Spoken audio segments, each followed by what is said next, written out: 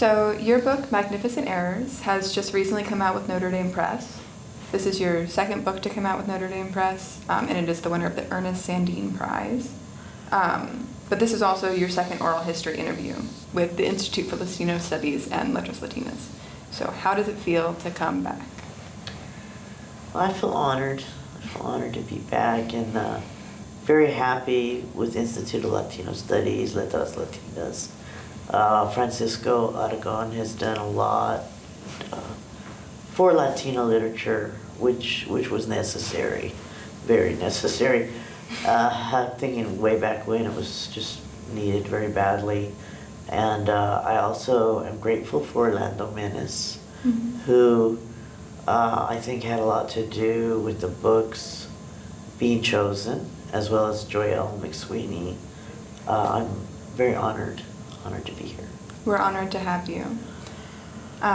Since Pity the Drowned Horses, your first book to come out with Notre Dame Press and winner of the Andres Montoya Prize, how has your work grown or developed, or how do you feel it has changed? Well, I think it's more honest. I think it's more transparent, maybe, than the first and second book. I was struggling with understanding myself, and those identities and things that make us who we are.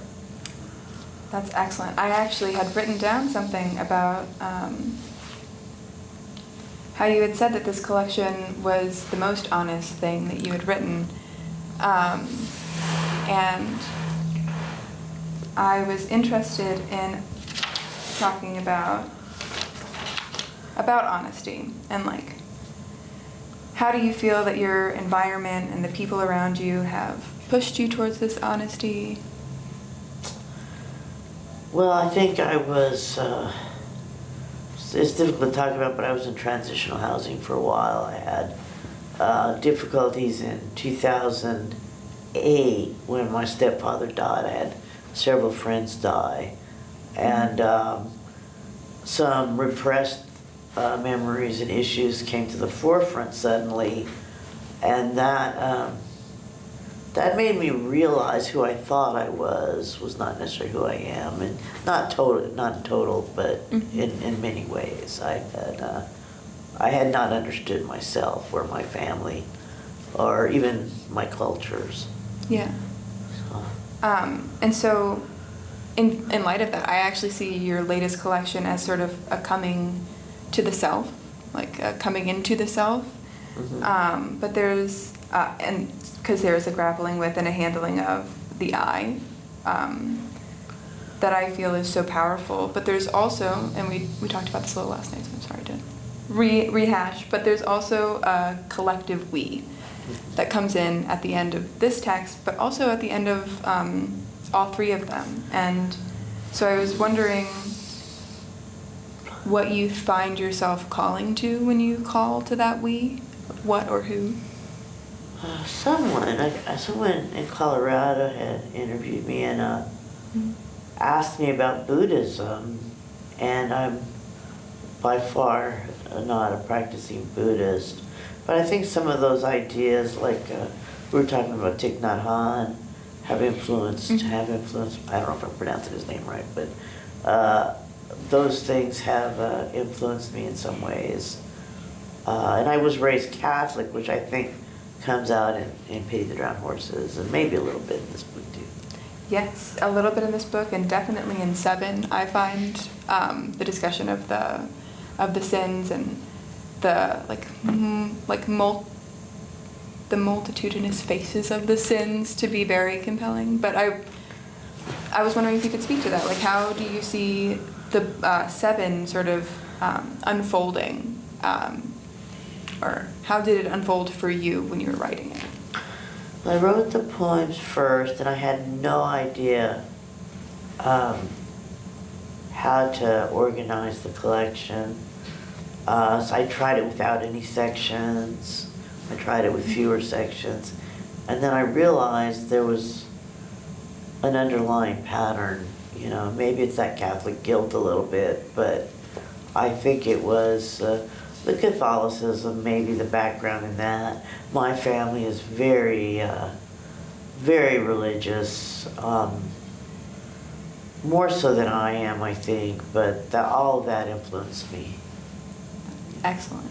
And it's so interesting that you talk about how you composed individual poems and then sort of built the collection afterwards, because in your first interview with Francisco, you had said that we need to think of poems as individual entities. Okay. And I can see how each poem in your collection is a piece and a moment or like an image.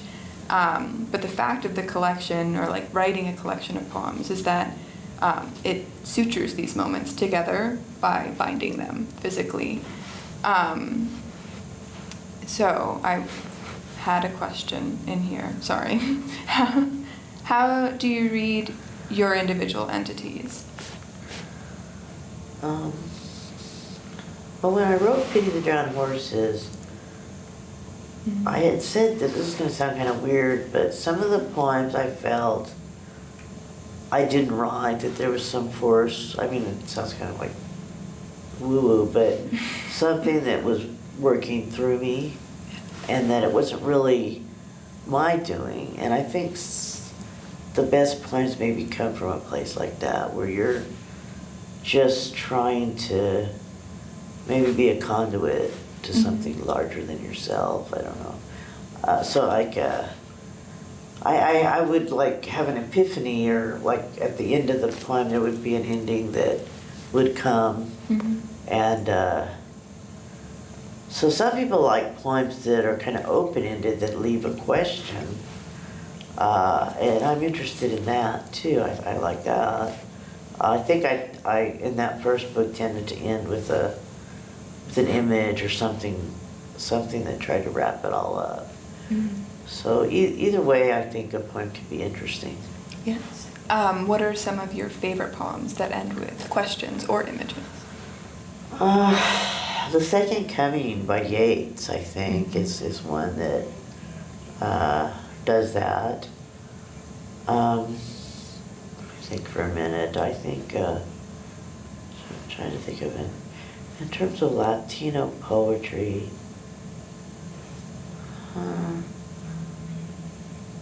maybe Carmen Jimenez Smith and I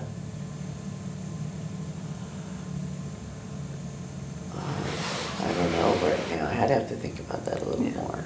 No, I know you talked about Yeats a lot because in your first interview, and I know that he's been really influential for you as a writer. But how do you feel that do you feel still like very attached to Yeats when you're writing poetry? Not as much. I think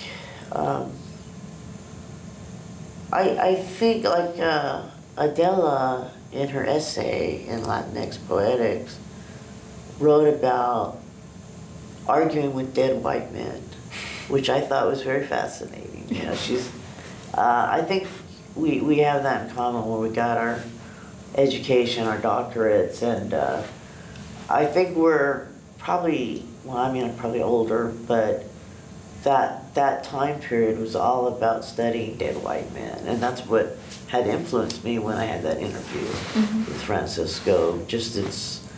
That was what was studied. I was told at UTEP I was teaching Chicano literature after I graduated. I was a grad student, but they had asked me to teach Chicano literature, and the department chair said to the entire class, Chicano literature is not real literature. So, that's the type of environment that existed. I think it's better now, but I think maybe we could do more still. No, I think it's definitely better. I know that, we were talking last night also about reading like global poetry, and I feel like the global market for poetry and translation has widened those, has opened those doors a little wider for poets from all over, but especially coming from the Spanish. Who do you think of as most influential for your writing now, since you're a little farther away from Yeats than you were in your first interview? Well, I think it's not necessarily poetry, but reading maybe a little outside of poetry in terms of the Buddhism and the, what else have I read? I think like I have a line, someone had asked me, what do I mean, no more gangbanger, poetry. I didn't really write that, but that I don't necessarily want to fit in this Chicano, that you're going to be writing Chicano literature or Chicana literature. And I think, I don't think that's bad or anything. I think I did that in my first collection. I still have some poems in here. But I think, like Ruben Quesada said, that the ideal identity is fluid. And I like that fluidity, not that, this is what it is. I think it's different for everyone. Yeah.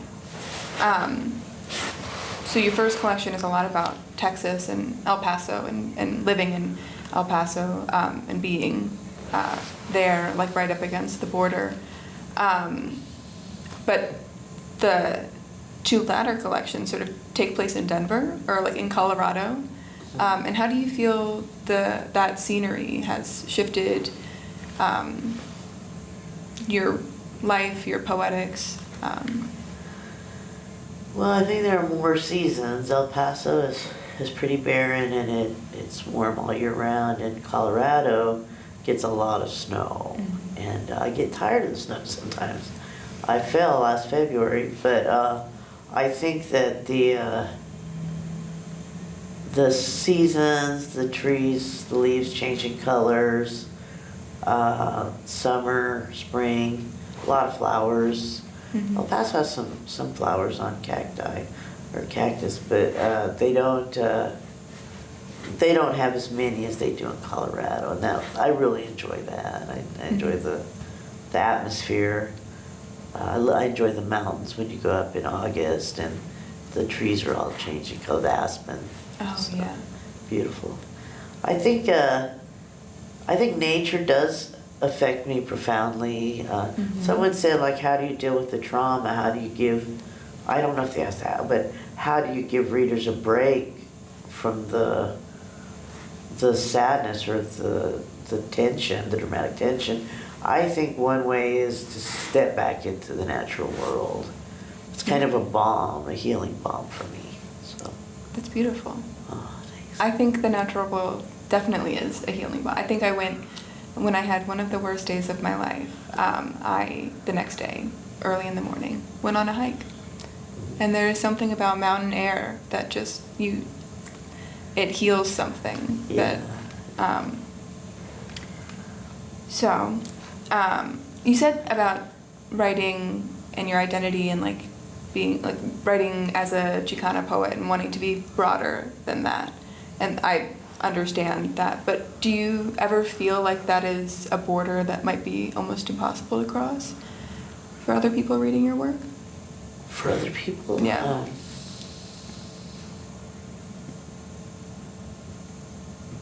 In other words, I want to make sure I understand the question. Oh, yes. So like when people come to your work, do you think that they will still see it no matter how much you try to broaden yourself, like as Chicana literature? I don't know. I don't know. I think that I left El Paso when I was 18. I went back to get my MFA when I was older. I was much older. But I think El Paso just, I don't think it can but not stay with the person for a lifetime. My uncle is a painter. And he paints often kind of British type, kind of impressionistic type paintings, but the Southwest is always there. The desert. He grew up in, I think, Sanderson, Texas.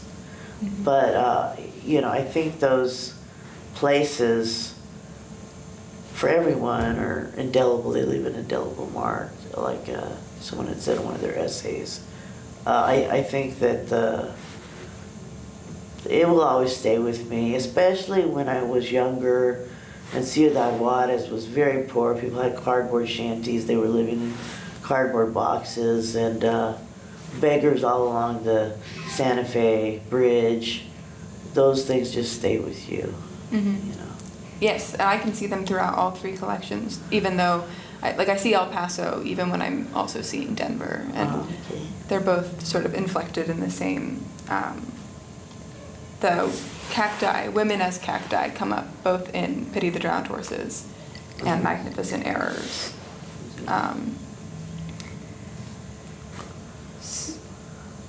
Sorry. Okay.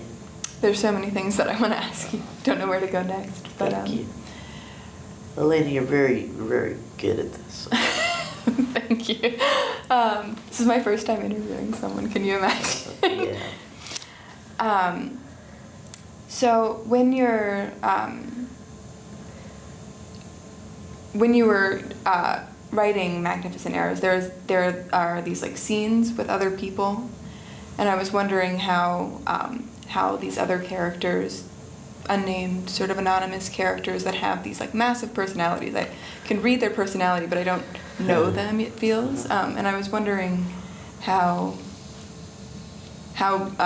the settings that you don't have to talk about things that you don't want to talk about, but like how the people around you and how they came in and why they came in so effectively or so violently sometimes. Yeah.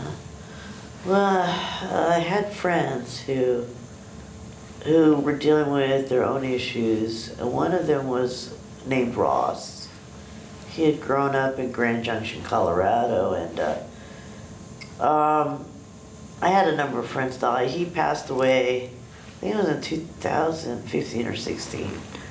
And he had been, I don't know, ETC, which I call shock therapy in the poem, and I know a number of people have received this treatment and they've lost memories, or in Ross's case, I don't know, he became very uncoordinated, and so my friend thinks that had an effect, that he fell and hit his head and died. Mm-hmm. So my friend thinks that contributed to his death. And so I was not really wanting to call into question, because I'm not a psychiatrist, but I wanted to explore his struggles, my struggles, the struggles of other people, but not only to show the struggle, but to show the originality of each person, Mm-hmm. the uniqueness, I wanted to celebrate the differences that people have. Yes. And I marked all these pages for myself to come to, but at the end, in the final poem of Magnificent Errors, the first line is, "We all unfold as music." And so I love that vision of all of us as unique parts to this like symphony orchestra of sound. But there's also at the end, in the final poem of 7, there is, "We were voiceless children offered up for the entitlement of others," is the first sentence, not the first line. But I was wondering how maybe that musicality and that silence are interacting for you, or are like linked.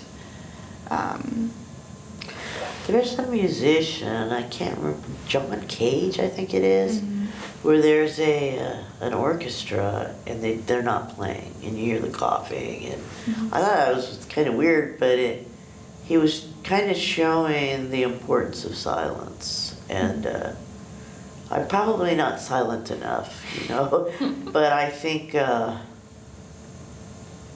in order to have music, you have to have silence, I think, and so I think the silencing is an issue that we're going to talk about later today, of Latina women and those just tremendous silences that occur.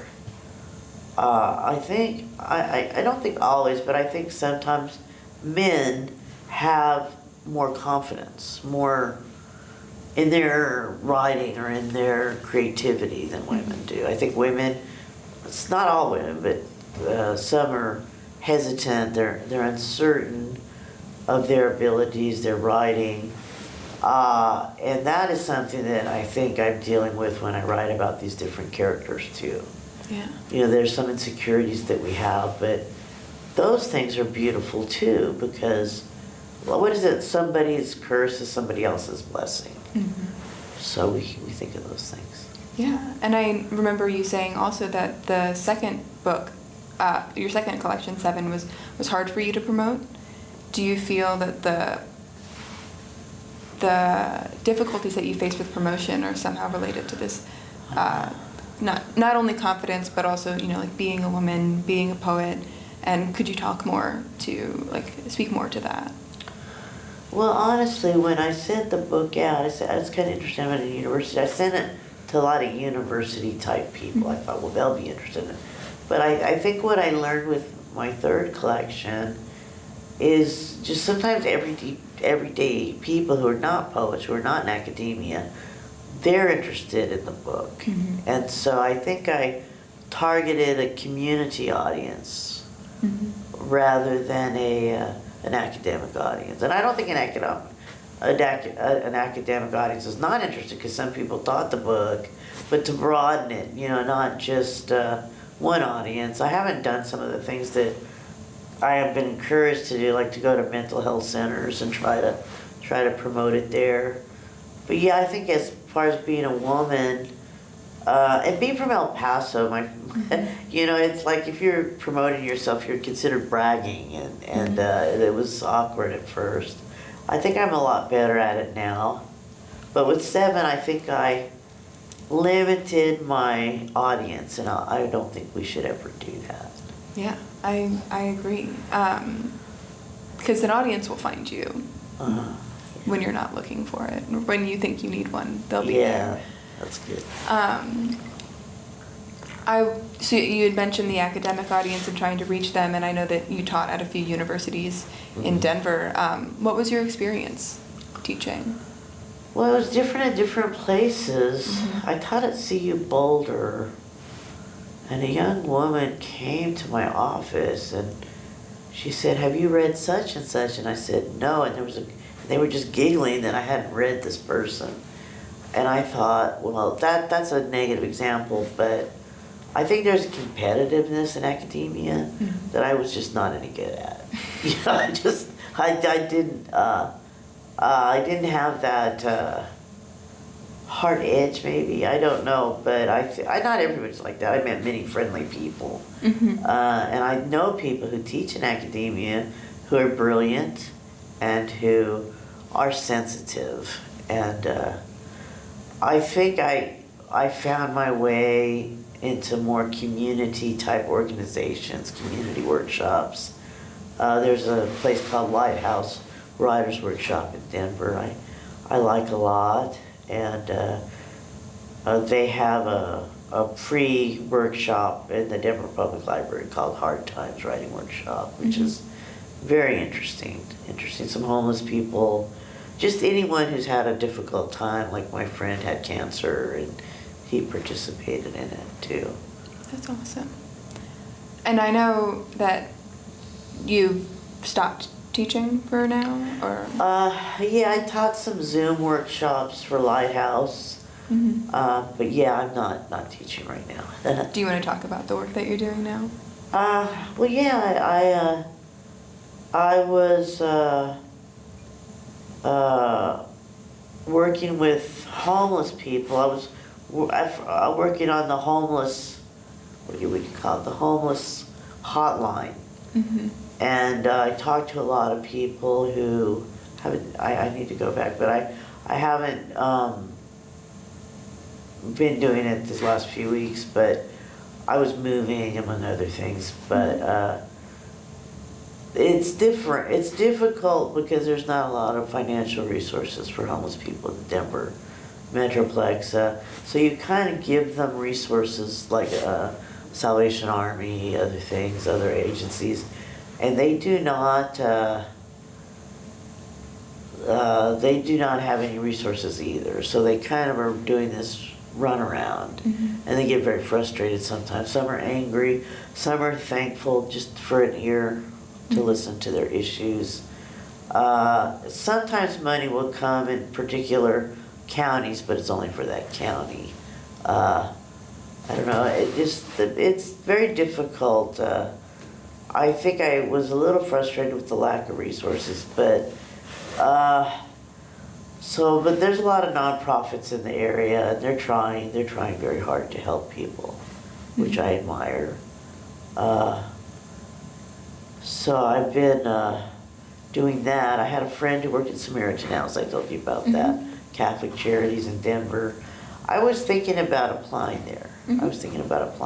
But I moved further out, so I'm not sure. And I'm thinking about maybe teaching some classes at a community college down the line. That's awesome. Yeah. Do you think that the work that you're doing now is going to work its way into your poetry? And are you writing any poetry? I haven't in a while, but I did write about 5 or 6 poems recently. I did. During the pandemic, I wasn't very creative at all. No, that's fair. I was also not very creative during the pandemic. I feel like there was a huge wall that went up for a lot of people during those 2, 3 were sort of still in the pandemic years.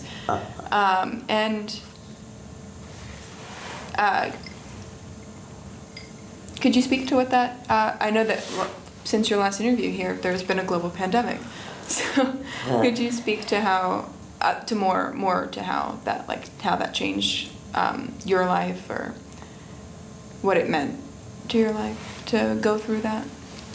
I was actually at AWP in San Antonio when I think it started, and half of us, I should say half, but some people thought that it wasn't serious, and people were overreacting, and other people were like, I'm not going, and they canceled their reservations, and they didn't go, or and it was very, so when I came back to Denver, I didn't have any groceries. And there were, I don't remember exactly, the toilet paper was all gone, and I had a friend bring me some stuff, which I thought was very generous. And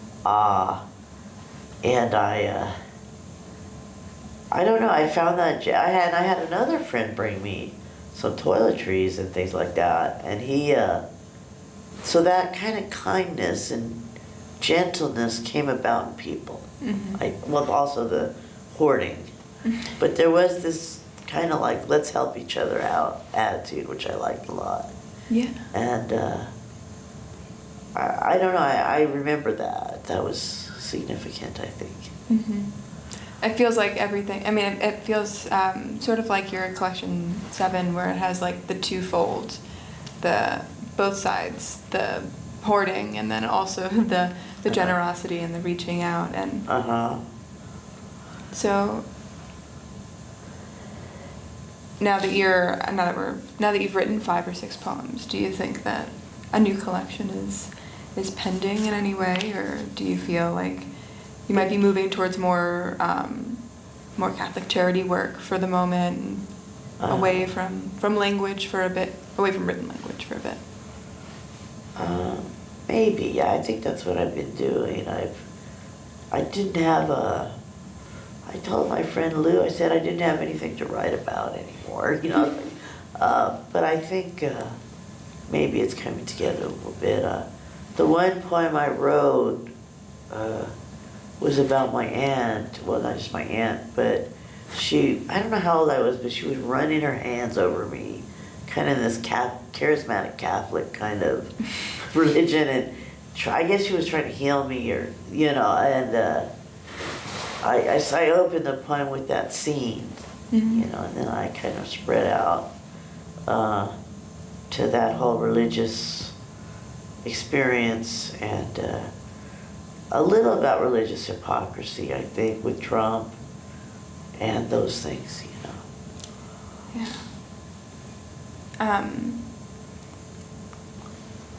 So, to return to your poetry, I stressed a lot last night, and I can stress it again, that I see this arc amongst the 3 of your books, and I can see now, like you said, that you feel like you didn't have anything else to write about. I feel like you've written this to completion sort of self that comes from El Paso as a runner, and moves to Denver, but keeps El Paso with her, but then is in recovery a little bit. And then when Magnificent Errors, when I read that, I felt like you had gotten to your core, and we had all come with you to your core. But I did read these books sort of like one after the other because I wanted to know more. I wanted more of the poetry. I find myself a glutton when it comes to poetry.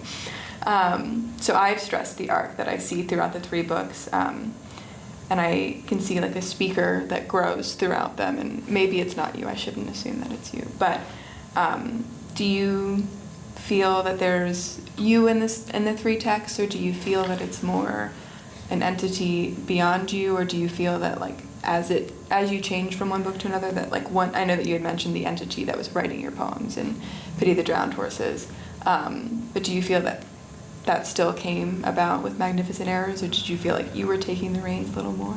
I think I was taking the reins, but I also struggle with this idea that the self is not as important as we think, that we're all kind of interconnected as human beings. Mm-hmm.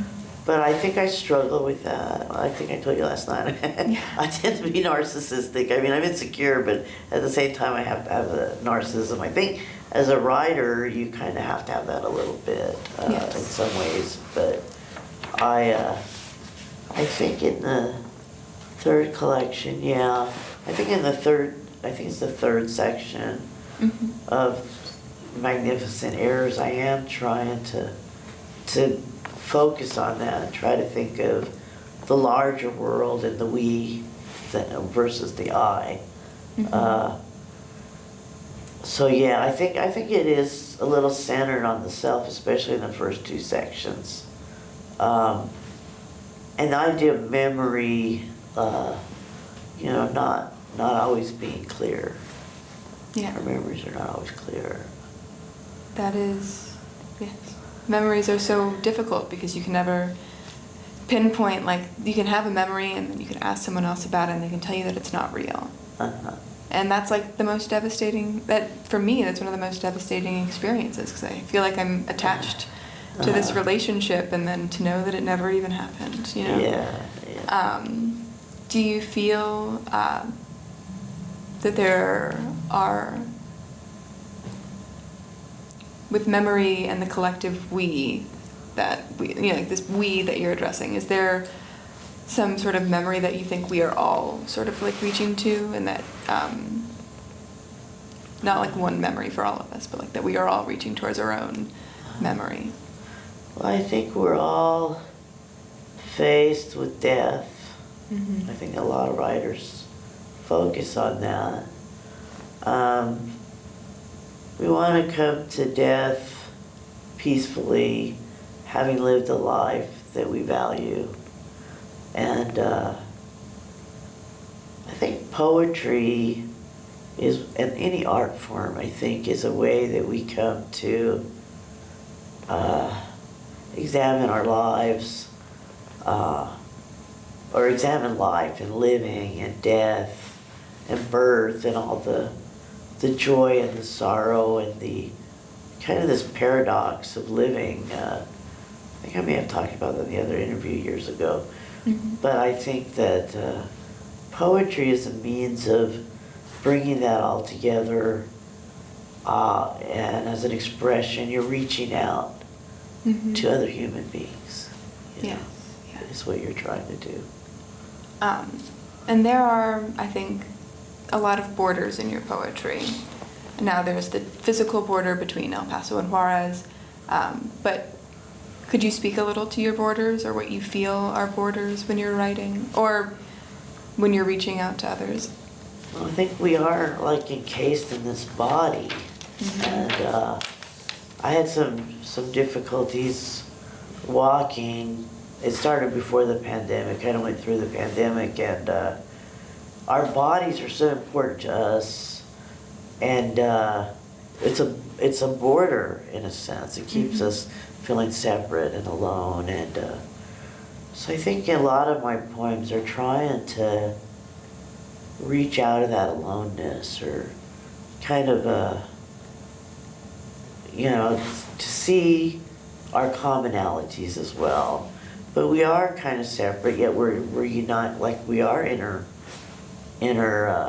connected in many ways as human beings on this planet. And I often thought of people as mostly good, and that's another border that we have, like good and bad. And I saw, I mean, I don't know if people agree with me, but I saw many people are not very good. Do you know what I mean? Through things. But then it's like we all have good and bad within us, so that's a border too, in a sense. That we draw this black and white thinking, and everything is really kind of gray. And even the border is that way. There's the poverty, and particularly in Juarez, and they did kind of clean up all those cardboard houses I was talking about. But the border, I think I talked about it as a bridge and a barrier. Same with our bodies, or any art form. There's this border. I don't know. It can be porous, yet like we can have Trump's wall. Yes. So maybe we choose how to, adapt to borders. I don't know if that was an answer. No, that is an answer. It's a wonderful answer. I think and many things in life are sort of a choice to either let the border be a border or let it open, or try to let it open. I'm speaking now mostly of metaphysical or like psychological borders. Obviously, we cannot just open up walls. Yeah. People would be very upset with us. So I know you spoke about how Buddhism is speaking to you, but are there any poets that you think, or like not poets? I know that in your last oral history interview, you had mentioned that you were going to start working on a creative nonfiction piece. Was that creative nonfiction piece realized in one of your later collections of poetry? Yes. Yeah? Yes. I have some essays too, about 180 pages. I don't know if I had that back then or not, but I have sat on it for many years. I don't. It's difficult to examine, and I'm just sitting on that right now. Yeah, no. It's sometimes you need to sit on things. Yeah. Yeah. So, other than the Buddhist texts and the Latinx poetry collection, which I have heard wonderful things about, are you reading anything interesting at the moment? Well, I was reading that Latinx Poetics, and I want to talk a little bit about that. Yes, please talk. I might say it again later. But I think that it's a very important book. Yes. A very important book, because like not just Chicano literature, but all Latino literature or Latinx literature has been so often demeaned unfairly.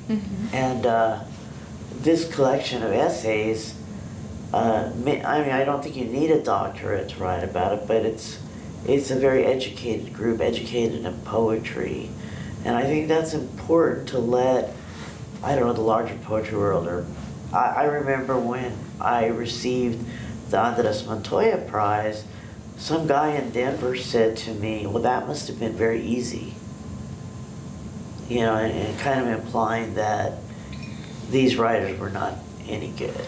And so that kind of mentality, I think, is very prevalent. So I think the anthology really addresses that thoroughly. And then there's a wonderful essay by Stephen Cordova where he says at the end, I'm not a gay, I don't want to be a gay poet, I don't want to be I don't remember what he said, Latino Chicano. And he basically like blows apart this kind of like conception that the larger society sometimes has, like with that professor who said Chicano literature is not real literature. Yeah. So I think the whole anthology kind of does that. It kind of shows the fluidity of cultures and that the differences, the complexities that are necessary. So that's the one thing I've been reading. I'm trying to think who I read most recently. Well, that's been a while. I think I like, who was I reading? Trying to think. I think I like a poet named William Matthews. Mm-hmm. I don't know if you're familiar with him. I think he's passed away already. Mm-hmm. Things like that. But mostly I've been reading outside of poetry Yes. lately. Like nonfiction or? Well, it's maybe me look silly, but a lot of self-help books I've read. Yeah. I think I've been reading some books that were helpful to me. That's good. That's the best thing that books can do, is that they can talk to you and help you. And a self-help book can be any kind of book, but is especially helpful when it is about helping the self. Yeah. I want to return to what you said about the animosity towards like Chicano, Latinx literature, and earlier in the interview you had said that you didn't want to like identify just as that. And do you think that the animosity towards the literature has shaped the way that you want to be perceived in any way? I think I am perceived as that just by nature of the Andres Montoya situation. But you get kind of looped in that. But at the same time, I used to rail against that community, but it's so important to have a community because, and it is like Cordova said in his essay, I think some of our poets have not acted well or have not behaved well. And I think I'm one of those poets. Do you know what I'm saying? But I think, we do need to come together in face of these ideas and these attitudes. My friend, he is a white man who started writing in his 60s. He's a very good poet, but he says things like, well, an anthology with all Latinos is reverse discrimination. And so I kind of like argue with him, and at the same time I'll be with a group of white poets, and since I'm mixed, oftentimes they don't realize what they're doing, but they would say something like, oh, the Oscars, or Grammys, the Oscars are bending over backwards to nominate or to award black people awards, and they don't see that as racist, but it is inherently racist because there's the assumption that they must be given something they haven't earned. And that's why you need the community, but you also need to be kind of a little irreverent like Stephen Cordova and say, I'm not going to fall into these things, but it is kind of like a border in a sense. You have to permeate that, negotiate that. Yes, I think discovering the self is discovering many borders that you didn't know existed, and this, there is this. The tones of racism in the United States are buried, and I laughed when you said the thing about the anthology, because I've always thought of anthologies as these wonderful places where like you can find a hyper-specific or like sort of genre of literature that you want to like do a study on. It's fascinating that they're not always viewed that way. And so we had talked last night about Gaspar Alba's Sangre en el Desierto and how you had worked with her, but I would love to hear, because I did watch your interview with Francisco, but I would love to hear more about your time at the University of Texas El Paso and like working with different faculty. I took a class with her, but I don't remember what the class was. I think it was focusing on, it might not have been her, I might be getting her confused with this other woman, but I think we read kind of bad books, and then versus good books, and we had a discussion, I guess, about Latino or Chicano literature, what you wanted to do to avoid writing poorly, the importance of writing well. Mm-hmm. And there are many different ways to write, Yes. but I think I do think there's good writing and bad writing. But some people who write badly need to write, Mm-hmm. Just to kind of get it out. And so I don't think we should say that there's only one way, one type of writing that is good, but because it's good to write if you need to write for mental health reasons, and it's good to write if you want to be a poet, a published author. But yeah, there is a lot of bad poetry. I'm just gonna say there is some Chicano poetry that is not really well. But there's all kinds of literature that there's many bad white poets. But that's why I like the anthology, because it's like rising to this, we're at that level, but letting people know, that we are writing well. And I love the anthology for that reason. Yeah. It kind of goes up against this, oh, that must have been easy attitude. It does go up against that. I don't think that, to be noticed as a poet, whether or not you're being noticed as a poet, you have countless publications and journals that, are in excess of the anthology that we talked about. And but to be recognized in an anthology is not easy. I think this idea of work and this idea of being given something is so interesting, because I don't think there's any giving in art like that. I think everybody works. You have to work to put the words on the page, and I think that at some points in here, not because the poems in these books, not because the poems were hard to read, but because what they were dealing with was hard to come to terms with for me. I can't imagine what kind of labor went in, what labor of love went into crafting some of these poems. And I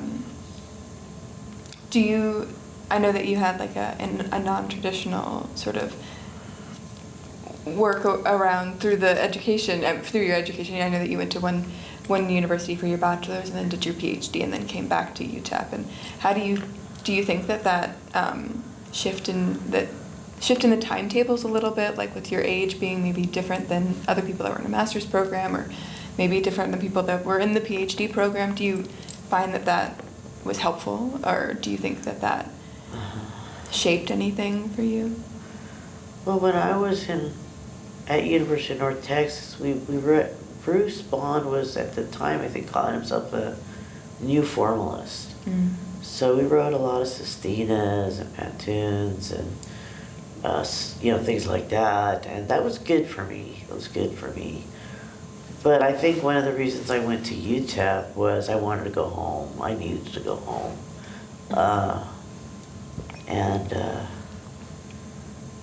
Yeah, there was this attitude back then that was in the late 90s, that writers of color were getting all sorts of things for free that they didn't earn, kind of like that other guy. And I was sending my work out, and I had written that I got 175 rejections in a row when I first started sending out, and it was like, I must suck. But I think they would write things like, these poems are too cultural. Or one guy from the Potomac Review said, just to encourage, he said something like, all in all, I have no encouragement to offer. And I was getting these, rejections, and I think that's why I went home. I got in the Georgia Review, I think, so I was really excited. And one of the poets, male poets, had told me when I was sending there, he said, oh, well, I wouldn't send there, that's too good of a magazine. This has been prevalent throughout my writing experience. And so, even though I didn't mean to, even though I said that Chicano literature was necessary, because that we might call bad, because we needed a voice. Yes. We needed someone out there, and the people like Lorna de Cervantes, Juan Felipe Herrera, these early, well, Chicano writers, I think they were right in the 80s, were very necessary. So it's kind of like a two-sided thing, a two-sided sword. And but they influenced me. When I was at UNT, I wanted to write my dissertation on a Chicano poet. I know that you wrote on Jory Graham. Yeah, right? I was not allowed to write on someone like Sandra Cisneros. I was told I could not do it. So I was very angry in that program. I was very angry, and so going to UTEP was a good experience for me. Very good experience. Yeah, I wanted to apply there for the bilingual program as well because I wanted to practice my Spanish, but I ended up here. But now I get to interview you, so. Yeah, I think if I have one more question, it'll be a little bit silly, but I wanted to ask you about your Twitter header, which is Vincent van Gogh's Starry Night. Oh. I'm actually a big fan of Van Gogh. My favorite is Tree Roots, which is that really, I mean, it's just so bright and vibrant, and Starry Night is also vibrant, but it's got this saturation, a saturation that I feel throughout all of your collections. Color that's just so vivid and bright, and I wondered if any of it was maybe inspired by Van Gogh or just maybe inspired by the places that you've been or the life that you've had. And my mother's painting a watercolor every day, and she keeps improving and improving. Mm-hmm. I was painting, a beginner painting, there's something called the arts co-op or something that I was going to. And people would say that your paintings are very colorful and bright. I went to see some Van Gogh paintings at the Denver Art Museum. And the thing that I noted, they were very thick on the canvas. Mm-hmm. And so I think I like Van Gogh for that, this kind of color, this kind of going against the realism. I don't know much about art history, but and I think, in a sense, I do want my poetry to be colorful. I want it to kind of celebrate people. Mm-hmm. And yeah, I think I painted very colorfully, and it's joy. It brings you joy, and it brings other people joy. I think bright colors do that for us. Yes, and I think that the thickness of Van Gogh's work is interesting. I think someone once said that he was inspired by like wood carvings or like carvings in wood, where like you could things that were they were tactile, like very